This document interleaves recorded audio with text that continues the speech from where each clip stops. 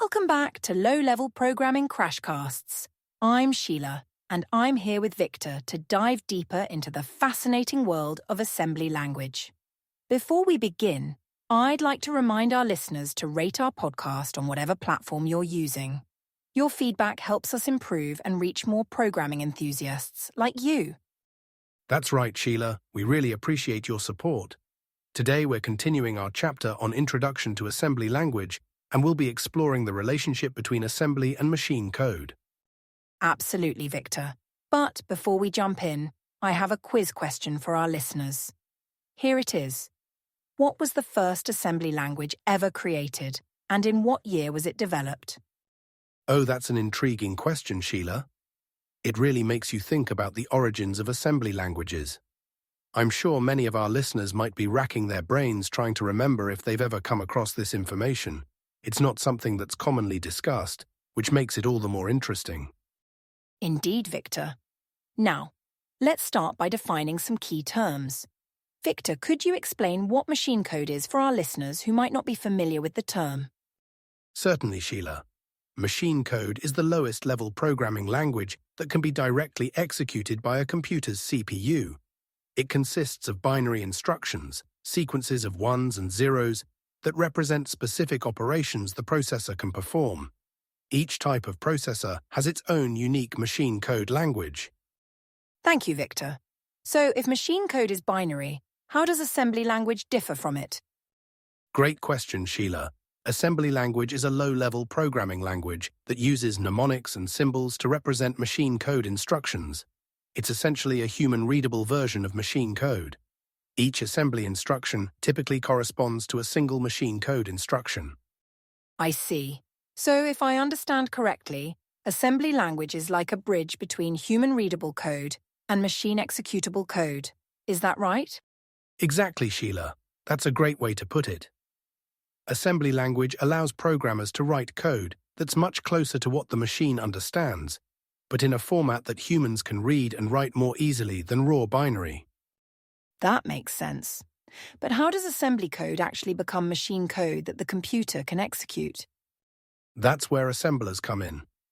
An assembler is a program that translates assembly language into machine code. It's similar to how compilers work for high-level languages, but the process is generally simpler because of the one-to-one correspondence between assembly instructions and machine code instructions. Interesting.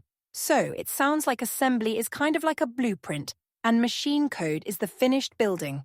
Is that a fair analogy? That's an excellent analogy, Sheila. Just like a blueprint is readable by architects and builders but needs to be transformed into an actual building, assembly code is readable by programmers but needs to be transformed into machine code for the computer to understand and execute. Thank you, Victor. Now, I'm curious about the advantages of using assembly over writing machine code directly. Are there any significant benefits? Absolutely, Sheila. The primary advantage is readability and maintainability. While it's theoretically possible to write programs directly in machine code, it would be extremely time-consuming and error-prone. Assembly language allows programmers to use meaningful names for instructions and memory locations, making the code much easier to understand and debug. That makes a lot of sense. Are there any other advantages? Yes, there are.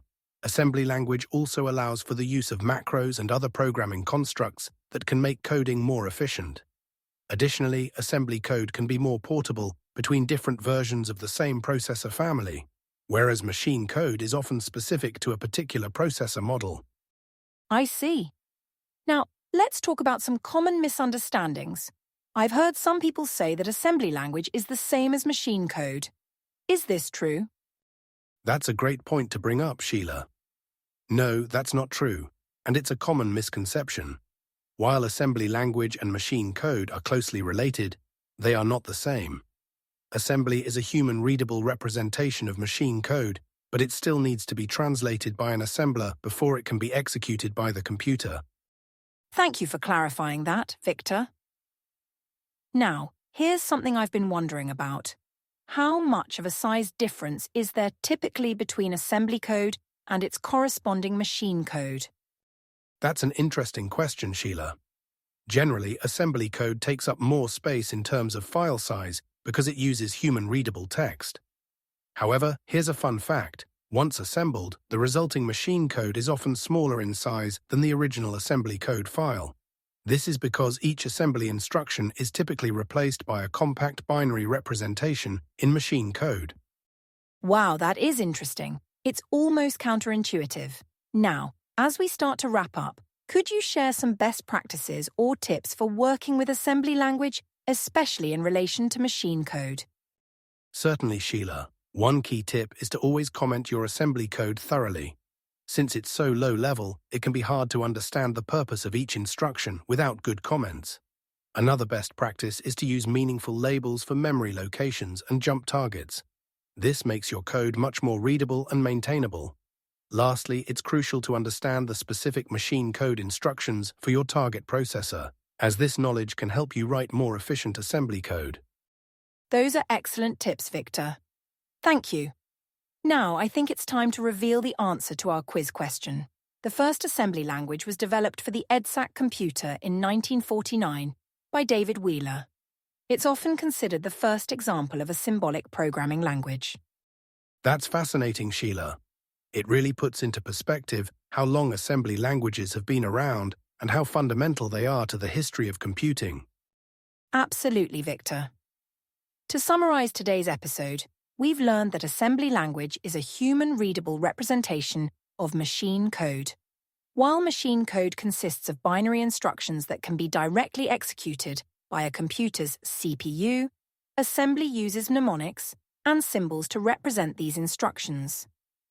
Assemblers translate assembly code into machine code. The main advantages of assembly over machine code are readability, maintainability, and the ability to use programming constructs like macros. That's a great summary, Sheila.